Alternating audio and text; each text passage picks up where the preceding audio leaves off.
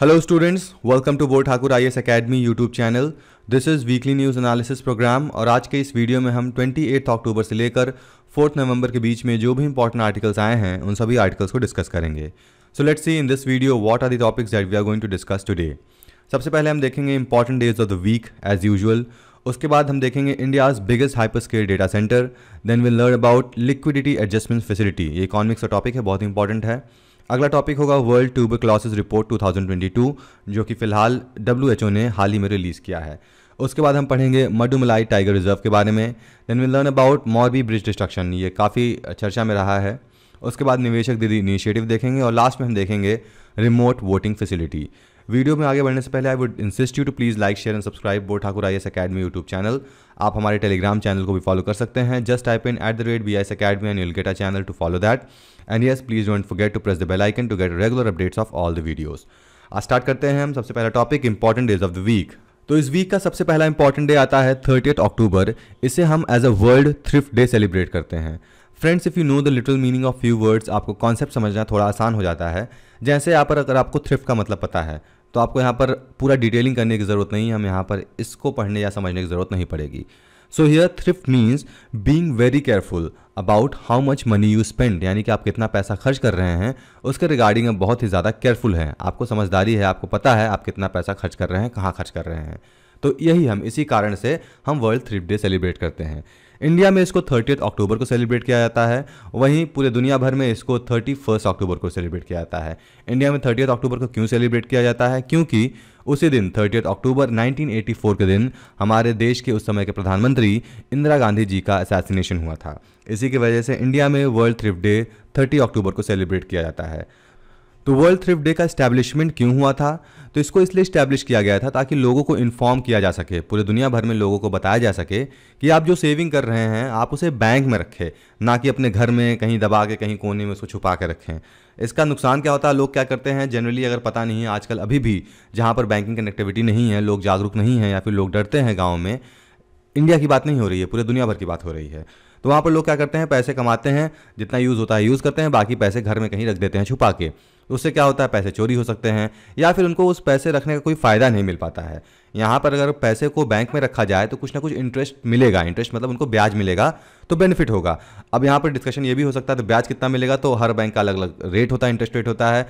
तो बहुत सारे कॉन्सेप्ट यहाँ पर निकल के आएंगे। मैं यहाँ पर डिटेल में नहीं जा रहा हूँ क्योंकि इन्फ्लेशन से मैच करना होगा, तमाम चीज़ें होती हैं। लेकिन यहाँ पर सिंपल सा मतलब है, वर्ल्ड थ्रिफ्ट डे को सेलिब्रेट करने के पीछे का रीज़न है ताकि लोगों को इन्फॉर्म किया जा सके that they can keep the money in bank rather than keeping in their houses so that they can earn some interest on it, right? Next important day is 31 अक्टूबर। इसको हम एज अ राष्ट्रीय एकता दिवस या फिर नेशनल यूनिटी डे के रूप में celebrate करते हैं। नेशनल यूनिटी डे क्या है?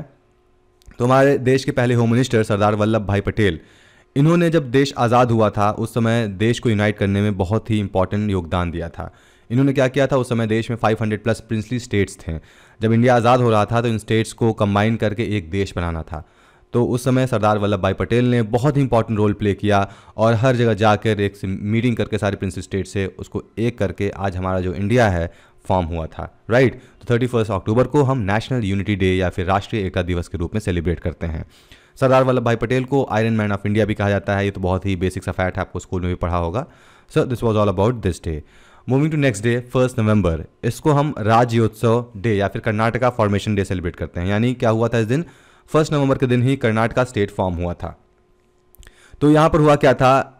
अच्छा, ये जो स्टेट्स फॉर्म हुए थे वो बेसिकली लैंग्वेज के बेसिस से फॉर्म हुए थे।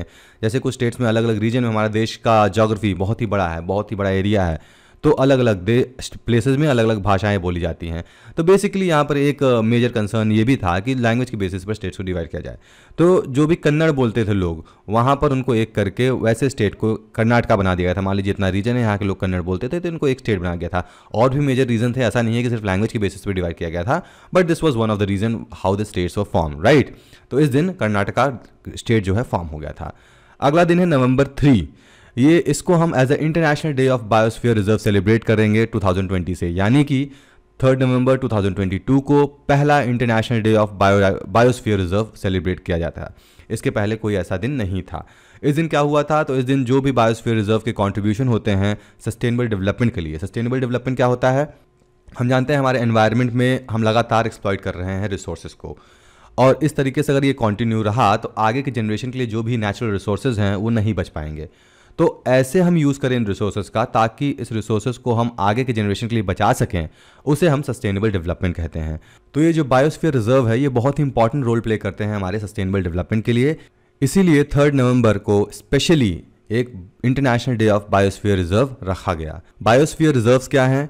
तो ये प्रोटेक्टेड एरियाज होते हैं जहां पर जो भी एंडेंजर्ड प्लांट्स हैं या फिर एनिमल स्पीशीज़ हैं उनको कंजर्व करने में ये मदद करता है। ये एक तरीके से प्रोटेक्टेड जोन्स होते हैं जहां पर ह्यूमन एक्टिविटी थोड़ा बहुत अलाउड होता है या फिर बिल्कुल अलाउड नहीं होता है। यहाँ पर लगभग इंडिया में 18 नोटिफाइड बायोस्फीयर रिजर्व्स हैं अभी तक फिलहाल, राइट। अब हम बढ़ते हैं अपने अगले खबर की तरफ जिसका नाम है hyper scale data centre. This is part of your GS paper 2 as well as GS paper 3, right. खबरों में क्यों है? क्योंकि हाल ही में नॉर्थ इंडिया के सबसे पहले hyper scale data centre Yotta D1 का स्टैब्लिशमेंट हुआ। स्टैब्लिशमेंट कहाँ हुआ? तो उत्तर प्रदेश के ग्रेटर नोएडा में इसका स्टैब्लिशमेंट हुआ। इसका एरिया है 3 लाख स्क्वायर फीट, बहुत ही बड़े एरिया में इसको स्टैब्लिश किया गया। और जो कॉस्ट आया है स्टैब्लिशमेंट का वो 5,000 करोड़ रुपए आया है। और ये हमारे देश का सबसे बड़ा डेटा सेंटर है और यूपी का सबसे पहला डेटा सेंटर है। यूपी आप कह सकते हैं पूरे नॉर्थ इंडिया का सबसे पहला डेटा सेंटर है ये, राइट। इसीलिए खबरों में है। ये आपके वनडे एग्जामिनेशन में यहाँ से क्वेश्चन पुटअप हो सकते हैं कि देश का सबसे बड़ा डेटा सेंटर कहाँ पर स्टैब्लिश हुआ है। स्टेट्स पूछ सकता है, स्टेट ही पूछेगा, आप उत्तर प्रदेश यहाँ पर स्टेट है और जो नाम है योटा D1 नाम है, राइट। अब डेटा सेंटर क्या होता है आपको ये समझना पड़ेगा यहाँ पर। तो डेटा का मतलब क्या होता है? आप इंटरनेट चलाते हैं, फ़ोन पे वीडियो देखते हैं, यूट्यूब चलाते हैं, फेसबुक चलाते हैं, तो जो भी कंजप्शन करते हैं, जो भी आप देखते हैं वो एक तरीके का डेटा होता है, एक इन्फॉर्मेशन आप ले रहे हैं। तो इस डेटा को कहीं ना कहीं स्टोर करना पड़ता है, ऐसे नहीं कहीं पर भी है। तो एक जहाँ पर इस डेटा को स्टोर किया जाता है, मान लीजिए आप कोई वीडियो देखते हैं तो वो वीडियो कहीं ना कहीं स्टोर हुआ होगा। जैसे कि अगर आप फ़ोन में वीडियो रिकॉर्ड करते हैं तो उस वीडियो का रिकॉर्डिंग कहाँ होता है? आपके फ़ोन के मेमोरी कार्ड में या फिर आपके फ़ोन के स्टोरेज में, ठीक है। उसी तरीके से आप जो यूट्यूब पे वीडियो देख रहे हैं आप, या फिर आप वेबसाइट्स पे वीडियो देख रहे हैं, या फिर आप कोई भी इंटरनेट सर्फ कर रहे हैं, तो वो जो डेटा प्रेजेंस है वो कहीं ना कहीं स्टोर्ड है। तो उस स्टोरेज को हम क्या कहते हैं? डेटा सेंटर होता कहते हैं। डेटा सेंटर के जो कंपोनेंट होते हैं बहुत सारे होते हैं, इसमें एक स्टोरेज होते हैं, डिवाइसेस होते हैं, जैसे हमारे फ़ोन में मेमोरी कार्ड है, कंप्यूटर में हार्ड डिस्क है, इसके सर्वर्स होते हैं, सॉफ्टवेयर्स होते हैं, कूलिंग सिस्टम्स होते हैं, बैकअप पावर होता है क्योंकि 24 आवर पावर सप्लाई वहाँ पर चाहिए होता है, तभी आप कभी भी आप देखते हैं यूट्यूब या कहीं पर भी आप डेटा या फिर सर्व कर रहे हैं कुछ, आपको तुरंत मिल जाए क्योंकि वहाँ पर 24 आवर पावर ये डेटा बैकअप होता है। केबलिंग सिस्टम होता है, एनवायरमेंट मॉनिटरिंग होता है, इंफ्रास्ट्रक्चर बहुत ही ह्यूज इन्वॉल्व होता है, ये एक डेटा सेंटर में होता है, राइट।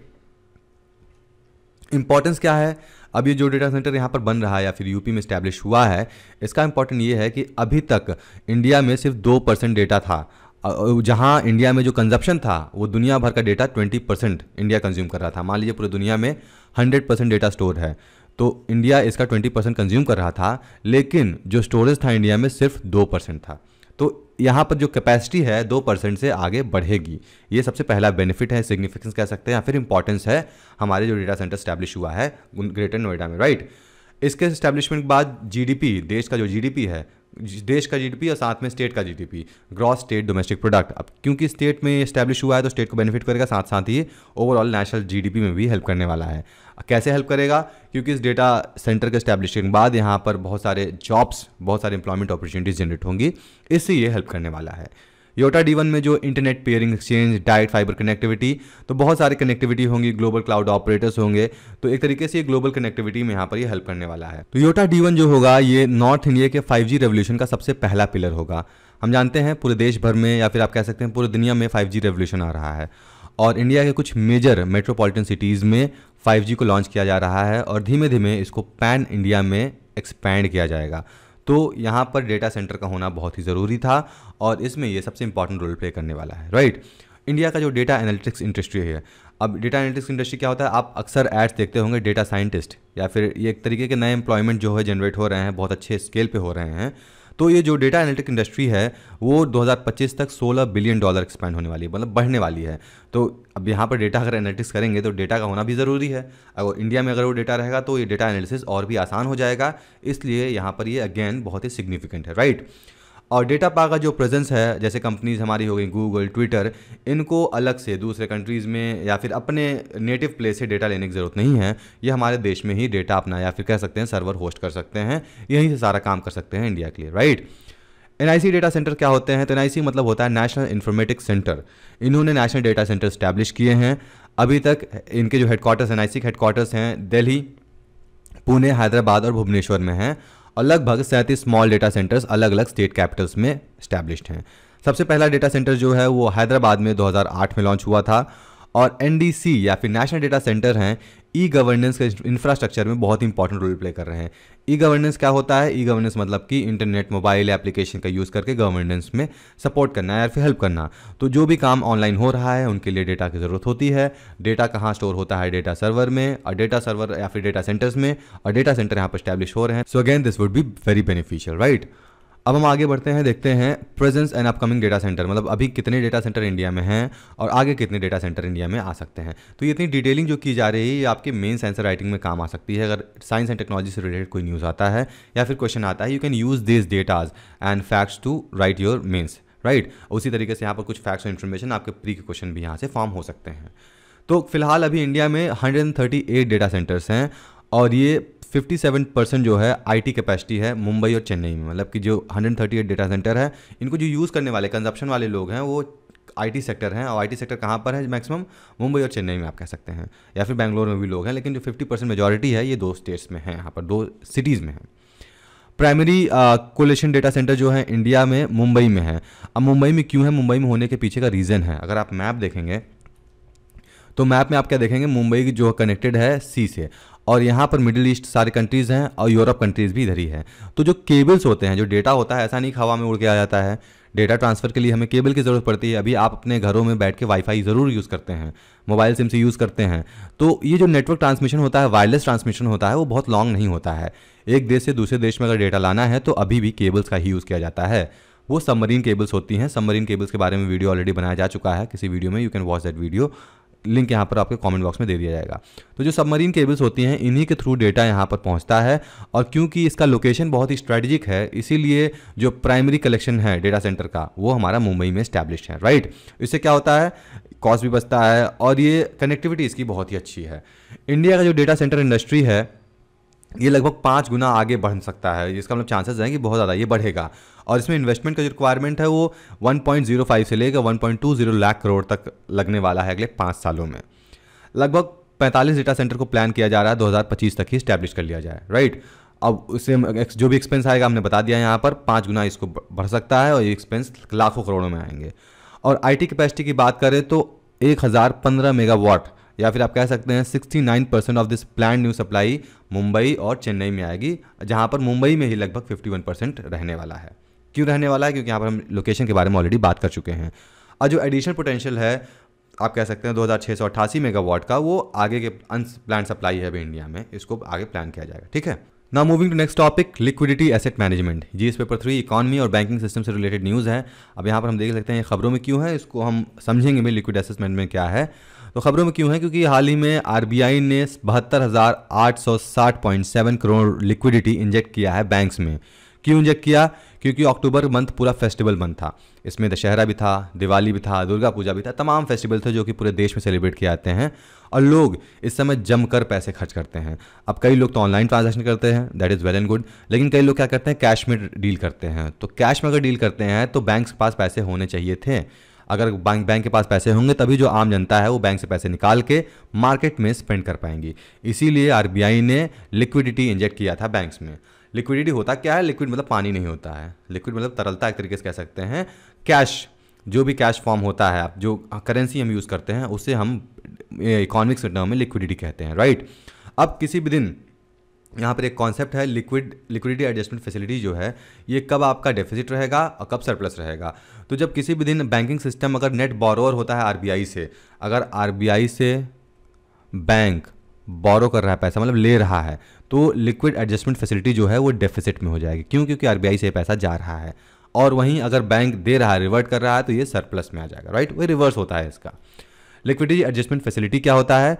तो ये एक मॉनेटरी पॉलिसी का टूल है। मॉनेटरी पॉलिसी में बहुत सारे टूल्स होते हैं, आगे हम वीडियो में देखेंगे, लेकिन लिक्विड एडजस्टमेंट फैसिलिटी पहले समझ लेते हैं। तो ये मॉनेटरी पॉलिसी का एक टूल है जो कि रिजर्व बैंक ऑफ इंडिया के द्वारा यूज़ किया जाता है ताकि बैंक्स को पैसा दे सके जब भी लिक्विडिटी की ज़रूरत हो मार्केट में, और बैंक से पैसा वापस ले सके जब भी लिक्विडिटी ज़रूरत है या फिर लिक्विडिटी कम करना हो। तो इससे हेल्प क्या होता है? ये एक तरीके से इकोनॉमी में इन्फ्लेशन को कम करने में भी मदद करती है। इन्फ्लेशन क्या होता है? जब बहुत ज़्यादा पैसा मार्केट में अगर सप्लाई हो जाए, लोगों के पास बहुत ज़्यादा पैसा है, तो जो इकोनॉमी है देश की या फिर किसी भी कंट्री की, ये डिमांड और सप्लाई पर चलती है। अगर डिमांड बढ़ेगा तो सप्लाई भी बढ़ेगा, लेकिन जो डिमांड और सप्लाई के बीच में जो कॉस्ट होता है वो घटता बढ़ता रहता है। जैसे मान लीजिए कोई भी चीज़ है, किसी चीज़ का डिमांड अगर बढ़ता है, मान लीजिए आप कह सकते हैं डायमंड, डायमंड का डिमांड बहुत ज़्यादा है लेकिन सप्लाई बहुत कम है। अगर सप्लाई कम है, डिमांड ज़्यादा है, तो ये क्या होगा, महंगा होगा। वहीं कोई चीज़ मान लीजिए पानी है, पानी का डिमांड तो ज़्यादा है लेकिन सप्लाई भी ज़्यादा है, इसके लिए इसका प्राइस जो होता है कम होता है। तो डिमांड सप्लाई के बीच में हमारा इन्फ्लेशन जो होता है मूव करता है, या फिर इकोनॉमी पूरी मूव करती है, राइट। तो आरबीआई ने 1998 में Narasimham committee banking sector reform के बाद से ही एलएफ को इंट्रोड्यूस किया था। एलएफ के दो मेजर कंपोनेंट होते हैं, पहला है रिपो यानी कि रीपर्चेज एग्रीमेंट, और दूसरा है रिवर्स रिपो, राइट। अब जब बैंक को भी लिक्विडिटी की जरूरत पड़ती है अपने डेली रिक्वायरमेंट्स के लिए, तो वो आरबीआई से पैसा मांग लेती है रिपो के थ्रू, और जिस रेट पे बैंक फंड करता है या फिर आरबीआई पैसे देती है बैंक्स को, उसे हम कहते हैं रिपो रेट। वहीं पर जब बैंक को या फिर पैसे फ्लश करने लेते हैं फंड को, या फिर आरबीआई को पैसे चाहिए होते हैं ताकि वो इन मार्केट से पैसे को कम कर सके, तो रिवर्स रिपो रेट पे बैंक से पैसे वापस ले लेती है, उसे हम कहते हैं reverse repo rate, right. So this was all about two important component of liquid adjustment facility. अब यहाँ पर मॉनेटरी पॉलिसी क्या है उसको हम समझ लेते हैं। तो मॉनेटरी पॉलिसी क्या होता है, सेंट्रल बैंक के बहुत सारे टूल होते हैं ताकि हमारे देश में या फिर कहीं पर भी पैसे को मूवमेंट को कंट्रोल किया जा सके, क्योंकि पैसे का मूवमेंट को कंट्रोल करना बहुत ही ज़रूरी है। अगर वो कंट्रोल नहीं होता है तो देश में जो ग्रोथ ऑफ इन्फ्लेशन डिफ्लेशन होते हैं, इनको मैनेज करना बहुत ही ज़रूरी होगी। कभी कभी क्या होता है, महंगाई अचानक से बढ़ जाएगी, कभी क्या होगा, बहुत सारी प्रॉब्लम्स क्रिएट हो सकती है, इसलिए मॉनेटरी पॉलिसी का होना किसी भी देश में बहुत ही ज़रूरी है। तो आरबीआई का काम क्या है, तो प्राइस स्टेबिलिटी को मेंटेन करना और ग्रोथ को ध्यान में रखते हुए। तो मान लीजिए कोई भी प्रोडक्ट है, हम डेली कंजप्शन के प्रोडक्ट है, उसको हम यूज़ करते हैं। अब मान लीजिए आज हमको दूध पहले 28 रुपये मिलता था आधा लीटर एक पैकेट, आज इतने समय 32 रुपये मिल रहा है, राइट। अब अगर ये बहुत तेज़ी से बढ़ा दिया जाए, अगर 38 या 28 रुपये से इसको हम अगर 40 रुपये कर दें, तो अचानक से ग्रोथ होगा, तो ये इन्फ्लेशन रेट जो हो गया बहुत हाई हो गया। तो इससे क्या है, प्राइस स्टेबिलिटी मेंटेन नहीं रह पाई, और ग्रोथ किसका हो गया, ग्रोथ कंपनी का तो हो गया, लेकिन जो नॉर्मल आम आदमी यूज़ कर रहे हैं इस प्रोडक्ट को, उनके लिए बहुत ही ज़्यादा प्रॉब्लम हो गया।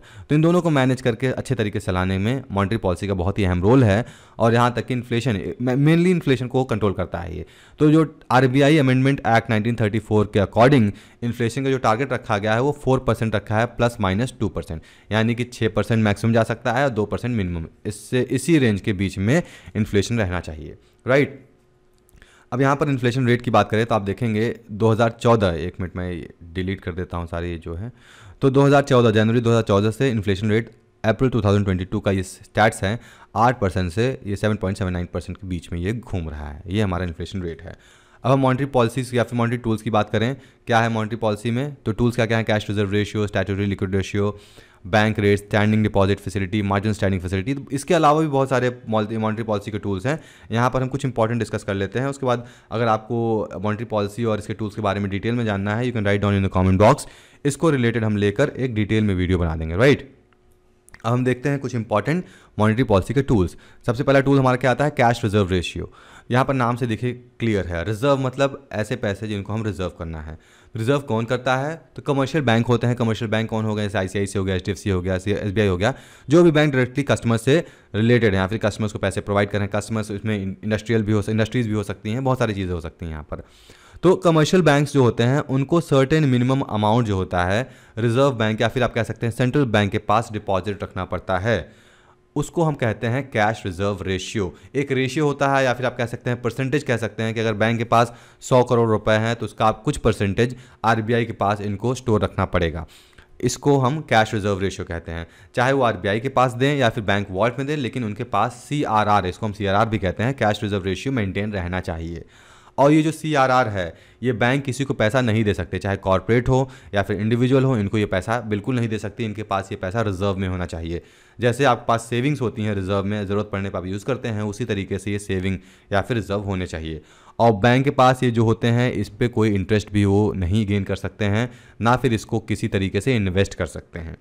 अब बैंक्स को रिजर्व कैश रखना क्यों ज़रूरी है आरबीआई के अकॉर्डिंग, क्योंकि हम जानते हैं कस्टमर्स, अब बैंकिंग सिस्टम क्या होता है, एक आरबीआई है, सेंट्रल बैंक हमारा हो गया, और बहुत सारे कमर्शियल बैंक होते हैं, सीबी, ठीक।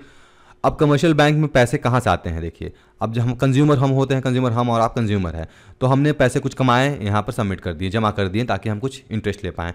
पैसा जमा कर दिए, पैसा जमा कर दिए। अब ये बैंक्स कैसे पैसे कमाती हैं? तो ऐसा तो है नहीं, बैंक हमको तो इंटरेस्ट दे रही है भाई साहब, हम पैसे मान लीजिए 100 रुपये दे रहे हैं, उस पर 4% इंटरेस्ट दे रही है, तो बैंक को भी तो पैसे कमाना है ना। तो बैंक क्या करती है, बैंक पैसे को लोन में देती है, और लोन में दे क्या करती है, मान लीजिए हमें 4% इंटरेस्ट दे रही है, तो लोन में वो 8% इंटरेस्ट लेगी, 8, 10, 20 जो भी हो, वो हमसे ज़्यादा लोन, जब लोन देती है तो वो इंटरेस्ट लेती है। तो बैंक का मेनली जो इनकम है यही इनकम है, इसके अलावा बहुत सारे चीज़ें हैं, वहाँ पर हम नहीं जा रहे हैं, लेकिन ये बेसिक सा स्ट्रक्चर है कैसे बैंक्स काम करती हैं।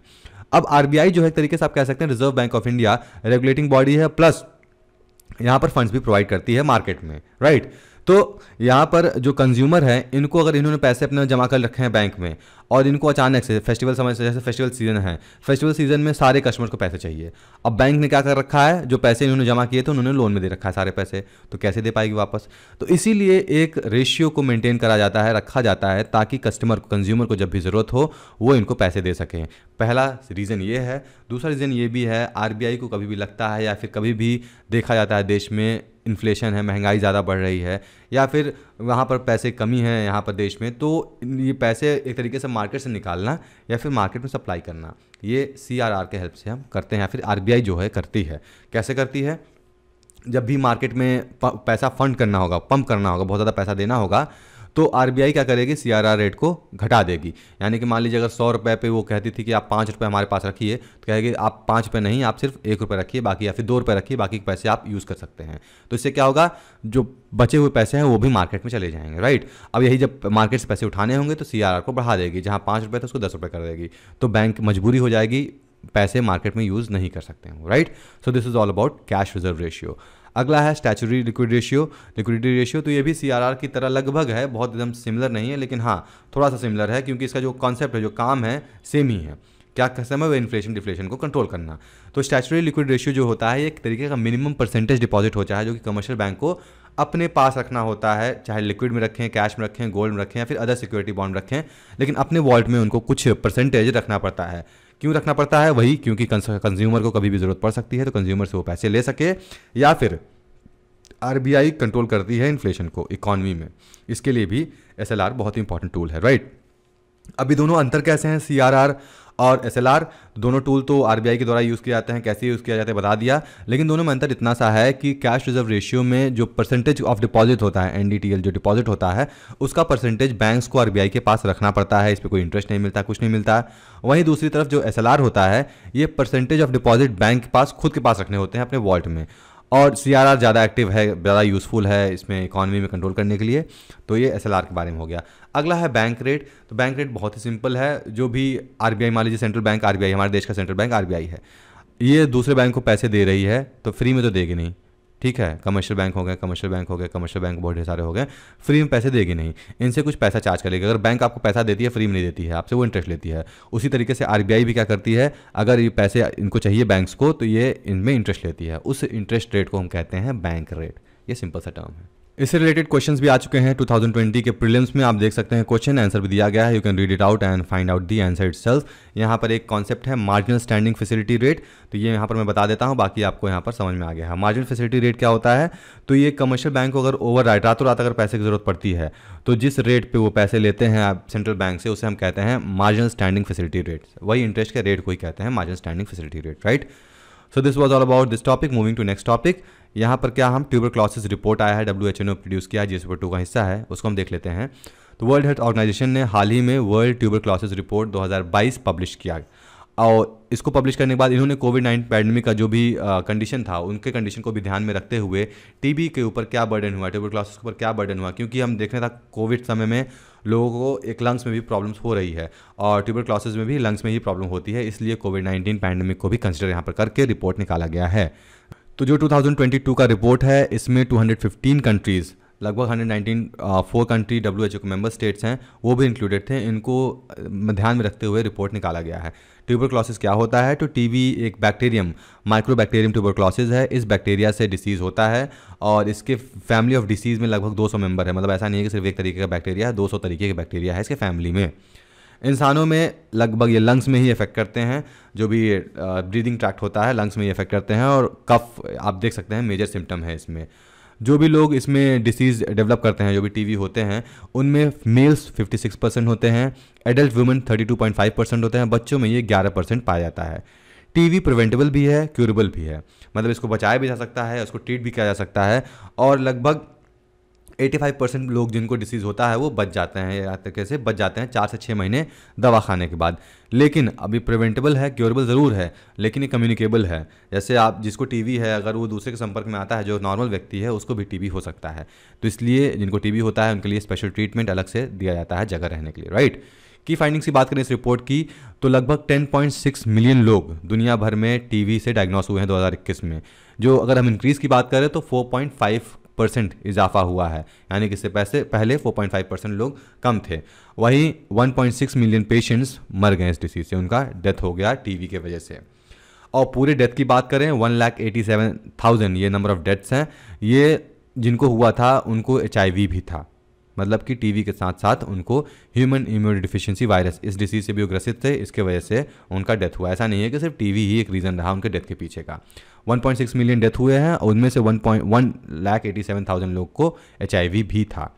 वहीं 82% ऑफ ग्लोबल टीबी जो डेथ हुए हैं वो अफ्रीका और साउथ ईस्ट अफ्रीकन रीजन में पाए गए हैं, राइट। और जो न्यूली डायग्नोस टीबी हैं उसमें रिडक्शन हुआ है, मतलब कि जो नए नए डायग्नोस किए जा रहे हैं लोग, उनको ट्यूबरक्लोसिस हैं, उनमें रिडक्शन हुआ है। 2019 में 7.1 मिलियन लोग थे, वहीं 2020 में 5.8 मिलियन लोगों को डायग्नोस किया गया है ट्यूबरक्लोसिस से, राइट। और 2020 में पार्शियल रिकवरी वाले जो लोग हैं वो 6.4 मिलियन लोग हैं। इंडिया एंड ट्यूबरक्लोसिस रिपोर्ट की बात करें तो इंडिया में 28% केसेस देखे गए हैं। हमने देखा कि WHO ने लगभग 200 प्लस कंट्रीज़ को वेरीफाई करके रिपोर्ट पब्लिश किया है। तो 200 प्लस कंट्रीज़ में 8 या फिर कैसे 8 देश सिर्फ ऐसे हैं जिनमें 68.3% रिपोर्ट्स केसेस देखे गए हैं, और इन 68.3% में 28% केसेस सिर्फ और सिर्फ इंडिया में ही पाए गए हैं। यानी कि आप कह सकते हैं इंडिया में बहुत ज़्यादा टीबी के केसेस पाए गए हैं। दूसरे देशों की बात करें तो इंडोनेशिया में 9.2% केसेस, चाइना में 7.4%, फिलीपींस में 7%, पाकिस्तान में 5.8%, नाइजीरिया में 4.4%, बांग्लादेश में 3.6% और डेमोक्रेटिक रिपब्लिक ऑफ कॉन्गो में 2.9% केसेस। यानी कि 8 मेजर कंट्रीज़ हैं जिनमें 68.3% केसेस पाए गए हैं। India 36% of global TB related death में पार्टिसिपेट करता है, यानी कि HIV नेगेटिव पीपल। अभी हमने देखा था HIV पॉजिटिव पीपल में कितना 1,87,000 लोगों का डेथ हुआ था, और इंडिया में टोटल टीबी से रिलेटेड जो डेथ हुए हैं उनमें 36% इंडिया से हैं, राइट। इंडिया उन 3 देशों में से था जिसमें से इंडोनेशिया, फिलीपींस, जिसमें सबसे ज़्यादा रिडक्शन पाया गया है पार्शियल रिकवरी में 2021 में। इंडिया ने कुछ मैट्रिक्स पर बहुत ही बेहतर परफॉर्म किया है। जैसे 2015 में 1 लाख लोगों में से सिर्फ 256 लोग टीबी इंसिडेंट से ग्रसित थे, यानी कि कुछ ना कुछ टीबी से रिलेटेड उनको हुआ था। वहीं 2021 में सिर्फ 210 लोग को ऐसा हुआ था 1 लाख लोगों के बीच में, राइट। यहाँ पर आप देख सकते हैं 18% डिक्लाइन हुआ है ग्लोबल एवरेज में। इंडिया में अगर आप देख सकते हो इंडिया को 36 पोजीशन में रखा गया है डिक्लाइन रेट्स में, ठीक है। तो बहुत सारे मैट्रिक्स होते हैं जिनके बेसिस पर रिपोर्ट्स पब्लिश किए जाते हैं, तो यहाँ पर इंडिया में कुछ में बहुत ही अच्छा परफॉर्म किया है। इंडियाज़ इनिशिएटिव की बात करें टीबी को लिमिट करने के लिए, तो प्रधानमंत्री टीबी मुक्त भारत अभियान, इसका एम क्या है 2025 तक टीबी को पूरी तरीके से ख़त्म करना है। पहले का टारगेट 2030 था, लेकिन अब इसको रिड्यूस करके 2025 कर दिया गया। तो ये बहुत ही अच्छा पॉजिटिव साइन है। निक्षय मित्र एक ये टीबी मुक्त भारत अभियान का कंपोनेंट है, जो कि फिर से अच्छे से डायग्नोस करना, न्यूट्रिशन प्रोवाइड करना, सपोर्ट देना, टीबी ट्रीटमेंट देना जिनको भी टीबी हुआ है। तो ये बहुत ही एक अच्छा कंपोनेंट है यहाँ पर, जिसके हेल्प से टीबी को जल्दी से जल्दी ख़त्म किया जा सकता है इंडिया से। इंडिया एक नेशनल टीबी प्रिवेंशन सर्वे भी कर रहा है, जो कि टीबी बर्डन, देश में जो भी टीबी बर्डन है या फिर जिनको टीबी है उनको डायग्नोस करके सर्वे करके पता लगाना, फिर उसी से रिगार्डिंग इनको प्रोवाइड करना, ट्रीटमेंट प्रोवाइड करना। Union ministry for health and family welfare, इन्होंने एक कैंपेन भी लॉन्च किया है, टीबी हारेगा देश जीतेगा, इस सर्वे के साथ में ही, राइट। करेंटली VPM यानी कि वैक्सीन प्रोजेक्ट मैनेजमेंट 1002 और MIP माइक्रोबैक्टीरियम इंडिकस प्रनी, ये 2 वैक्सीन अभी दिए जा रहे हैं टीबी के प्रोटेक्शन के लिए, साथ ही में मेडिसिन भी कुछ प्रोवाइड किए जाते हैं। Next topic is invasive species को रोकने के लिए स्ट्रैटेजीज प्लान की जा रही हैं। ये GS पेपर 3 का हिस्सा है। और कहाँ पर ये इन्वेसिव स्पीशीज़ आ रही हैं, तो ये Mudumalai tiger reserve buffer zone में आ रही हैं। जैसा कि मैंने बताया था, अगर आपको टर्म्स के बारे में पता हो तो आपको न्यूज़ समझना या फिर आर्टिकल समझना आसान हो जाता है। तो इन्वेजिव मतलब क्या होता है? इन्वेजिव मतलब कि रिस्ट्रिक्टेड या फिर सर्टेन एरियाज़ में जो भी ग्रोथ हो जा रहे हैं, अनवांटेड प्लांट ग्रोथ हो जा रहे हैं, जहाँ पर चाहिए भी नहीं और बहुत ही जल्दी से ग्रो कर जा रहे हैं कोई भी स्पीशीज़, उसको हम इन्वेसिव स्पीशीज़ कहेंगे। तो यहाँ पर न्यूज़ में बताया गया है कि फॉरेस्ट डिपार्टमेंट एक कॉम्प्रिहेंसिव स्ट्रेटजी प्लान कर रही है और उसको बहुत ही जल्दी ला रही है, ताकि सेना स्पेक्टिबल्स, ये एक तरीके का स्पीशीज़ इन्वेसिव स्पीशीज़ है जो कि मुडुमलाई टाइगर रिजर्व में बहुत तेज़ी से बढ़ रहे हैं। मतलब कि अगर टाइगर रिजर्व है वहाँ पर कुछ घास फूस है या फिर कोई स्पीशीज़ हैं, ये बहुत तेज़ी से एरिया कैप्चर कर रहे हैं, जिससे वहाँ के दूसरे जो भी स्पीशीज़ हैं उनको प्रॉब्लम क्रिएट हो सकती है। इन्वेसिव वीड्स की बात करें, सेना स्पेक्टिबल्स या फिर लैंटना कैमरा, ये पूरी तरीके से नीलगिरी में फैले हुए हैं और जहाँ देखो तहाँ ये बढ़ते जा रहे हैं, तो इनको रोकना बहुत ही ज़रूरी हो गया है। जो भी इन्वेसिव वेड है ये लोकल जो बायोडाइवर्सिटी है उनको बहुत ही ज़्यादा नुकसान पहुँचाती है, क्योंकि प्लांट स्पीशीज़ हो गया, अगर प्लांट है तो उनको लैंड से नाइट्रोजन की ज़रूरत होती है।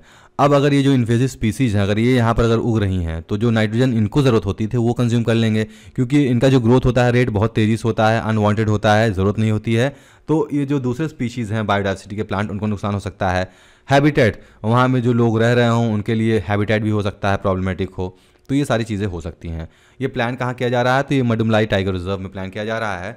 मडुमलाई टाइगर रिजर्व एक tri junction of 3 state, 3 state के ट्राई जंक्शन पर लोकेटेड है। वो 3 स्टेट है कौन कौन? कर्नाटका है, केरला है और तमिलनाडु है। ठीक है, ये 3 स्टेट्स हैं, इनके ट्राई जंक्शन पर ये टाइगर रिजर्व लोकेटेड है। और इसमें हम स्पेसिफिकेशन की बात करें तो ये बाउंड्रीज कहाँ शेयर करता है, तो वायनाड वाइल्ड लाइफ सेंचुरी जो कि केरला में वेस्ट में है, वहीं बंदीपुर टाइगर रिजर्व कर्नाटका में है, नॉर्थ एरिया में। हमने मैप में यहाँ पर देखा, कर्नाटका नॉर्थ में लोकेटेड है, वेस्ट में केरला है, इधर तमिलनाडु है। तो कौन सा ये केरला में कौन सा वाइल्ड लाइफ सेंचुरी है, तो वायनाड वाइल्ड लाइफ सेंचुरी, वहीं कर्नाटका में बंदीपुर टाइगर रिजर्व है, ये एरिया शेयर करते हैं। यहाँ पर बहुत सारे स्पीशीज़ है, जैसे टाइगर है, एशियन एलिफेंट हैं, ये सारे पाए जाते हैं। Mudumalai tiger reserve 14 Indian tiger reserve में से एक है जिनको कंजर्वेशन एश्योर्ड टाइगर स्टैंडर्ड से अवार्ड भी किया गया था। मदुमलाई टाइगर रिजर्व का क्लाइमेट जो है बहुत ही मॉडरेट है। यहाँ पर दिसंबर और जनवरी में ठंड होता है, वहीं मार्च और अप्रैल में गर्मी होता है। फ्लोरा एंड फौना यानी कि यहाँ पर कौन से स्पीशीज़ पाई जाती हैं, तो यहाँ पर टॉल ग्रासेस होते हैं, इनको एलिफेंट ग्रासेस भी कहा जाता है। एलिफेंट ग्रासेस इनके साइज में बहुत ज़्यादा लंबे होते हैं। Bamboo of giant variety, valuable timber species जैसे कि टीक और रोजवुड यहाँ पाए जाते हैं। दूसरे स्पीशीज़ एंडेमिक फ्लोरा की बात करें, एंडेमिक फ्लोरा मतलब क्या होता है, वहीं पर सिर्फ पाए जाते हैं। एंडेमिक जैसे डिसीज़ होता है ना कि एक स्पेसिफिक रीजन में ही ये रह के रह जाता है, वहीं एंडेमिक फ्लोरा की बात करते हैं कि उसी रीजन में वो पाए जाते हैं। तो यहाँ पर जैसे कि ये बहुत अच्छा हैबिटेट भी है टाइगर्स के लिए, एलिफेंट के लिए Indian gaurs, panther, sambar, spotted deer, barking deer, mouse deer, common langur, Malabar giant, इनके लिए अच्छा हैबिटेट भी है ये टाइगर रिजर्व, राइट। यहाँ पर 260 से ज़्यादा स्पीशीज़ ऑफ बर्ड भी पाए जाते हैं। अब हम बढ़ते हैं अपने अगली खबर की तरफ। Moby scale disaster. मॉर्बी में एक अभी पुल गिरा था, सस्पेंडेड ब्रिज गिरा था, वहाँ पर बहुत से ज़्यादा लोगों का डेथ हो गया क्योंकि छठ का समय था। 500 से ज़्यादा लोग उस ब्रिज पर पूजा कर रहे थे और वो ब्रिज कोलैप्स होकर गिर गया और 135 से ज़्यादा लोग का डेथ हो गया वहाँ पर। ये जो सस्पेंशन ब्रिज था, इसे झूलता पुल भी कहते हैं। इसको मॉर्बी के प्रिंसी स्टेट के जो राजा थे उस समय के रूरल थे 1877 में, सर वागजी ठाकुर, इन्होंने इस्टेब्लिश किया था। और इनका जो उद्घाटन हुआ था उस समय, इनाग्रेशन हुआ था, उस समय के बॉम्बे के प्रिजनर रिचर्ड टेम्पल ने 1879 में किया था, राइट। अब यहाँ पर खबरों में तो ये है, हमें इसके बारे में डिटेल में जानना चाहिए, लेकिन हमें अब जानना चाहिए इस नदी के बारे में हमें समझना होगा, क्योंकि क्वेश्चन आपके यहाँ से आएंगे, किस रिवर पर लोकेटेड है, कहाँ पर ये ड्रेन होती है, या फिर ये सस्पेंडेड ब्रिज क्या होता है, तो यहाँ से आपको क्वेश्चन को एग्जाम में राइज हो जाते हैं। तो मच्छू रिवर क्या है? मच्छू रिवर में ये ब्रिज जो था ये बना हुआ था मच्छू रिवर को क्रॉस करने के लिए। तो मच्छू रिवर माडला हिल से ओरिजिनेट होता है, सुरेंद्रनगर डिस्ट्रिक्ट में है जो कि, और यहाँ पर रन ऑफ कच्छ में वो डाउन स्ट्रीम या फिर ड्रेन हो जाता है। इसका जो लेंथ है 141.7 किलोमीटर्स का है। ट्रिब्यूटरीज की बात करें, यानी कि इस नदियों में कौन कौन नदियाँ जुड़ी जाती हैं, तो बेटी, असोई, जम्बुरई, बेनी, मचौरी, महा और अदर ट्रिब्यूटरीज हैं जो कि मच्छू रिवर में जुड़ते हैं। डैम्स की बात करें तो इसमें 2 डैम्स बनाए गए हैं, तो आप यहाँ मैप में भी देख सकते हैं कहाँ से ओरिजिनेट हो रही है मच्छू रिवर। तो मच्छू रिवर का ओरिजिनेशन यहाँ से हो रहा है, ये यहाँ चलते हुए सुरेंद्रनगर डिस्ट्रिक्ट है और ये चलते हुए यहाँ पर गल्फ ऑफ कच्छ में ये ड्रेन हो जाता है, राइट।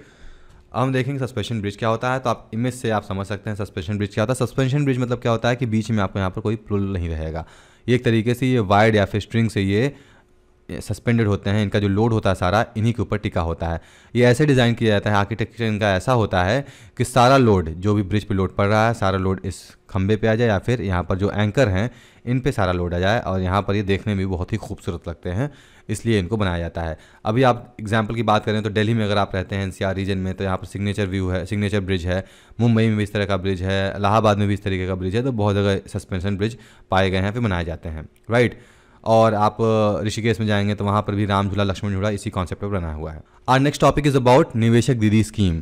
तो श्रीनगर में फाइनेंशियल लिटरेसी के लिए ये स्कीम लॉन्च किया गया है, by the woman for the woman. जैसा कि हम जानते हैं लोकल एरियाज़ में अगर औरतें से बात कर रही हैं तो ज़्यादा उनको इन्फ्लुएंस कर सकती हैं, ज़्यादा अच्छे तरीके से बता सकती हैं, रादर देन अननोन पर्सन या फिर कोई मेल अगर फीमेल को वहाँ पर परसुएट कर रहा है। तो निवेशक दीदी इनिशिएटिव जो है वो श्रीनगर में एक औरत जो है वहाँ की लोकल औरत है, दूसरे वहाँ पर लेडी को परसुएट कर सके ताकि फाइनेंशियली वो उनको पता हो सके कि क्या क्या चीज़ें होती हैं, कैसे कैसे पैसे बचाए सकते हैं, बैंकिंग का कैसे यूज़ किया जाता है, इन्वेस्टमेंट क्या है, सारी चीज़ें उनको बताया जा सके। इसके वजह से निवेशक दीदी स्कीम को लॉन्च किया गया है। अगर हम इंडिया के दूसरे इनिशिएटिव की बात करें फाइनेंशियल लिटरेसी के रिलेटेड, तो प्रधानमंत्री जनधन योजना है, प्रधानमंत्री जीवन ज्योति बीमा निगम है, प्रधानमंत्री किसान मनधन योजना है, बहुत सारे इसके अलावा भी फाइनेंशियल लिटरेसी रिलेटेड स्कीम है।